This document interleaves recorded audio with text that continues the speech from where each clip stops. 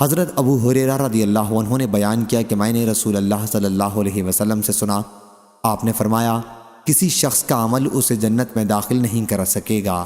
صحابہ کرام رحمہ اللہ نے عرض کیا، یا رسول اللہ صلی اللہ علیہ وسلم آپ کا بھی نہیں؟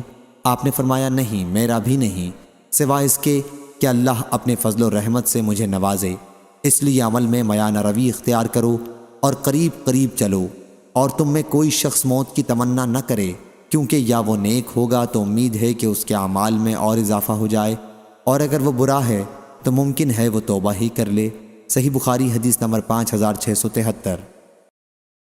حضرت عائشہ رضی اللہ عنہا نے بیان کیا کہ میں نے رسول اللہ صلی اللہ علیہ وسلم سے سنا، حضرت صلی اللہ علیہ وسلم میرا سہارا لیے ہوئے تھے مرض الموت میں، اور فرما رہے تھے، اے اللہ تعالی میری مغفرت فرما، مجھ پر رحم کر اور مجھ کو اچھے رفیقوں، فرشتوں اور پیغمبروں کے ساتھ ملا دے۔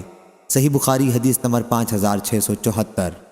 رسول اللہ صلی اللہ علیہ وسلم جب کسی مریض کے پاس تشریف لے جاتے یا کوئی مریض آپ کے پاس لایا جاتا تو آپ یہ دعا فرماتے، اے پروردگار لوگوں کے بیماری دور کر دے، اے انسانوں کے پالنے والے شفا عطا فرما، تو ہی شفا دینے والا ہے، تیری شفا کے سوا اور کوئی شفا نہیں، ایسی شفا دے جس میں مرض بالکل باقی نہ رہے۔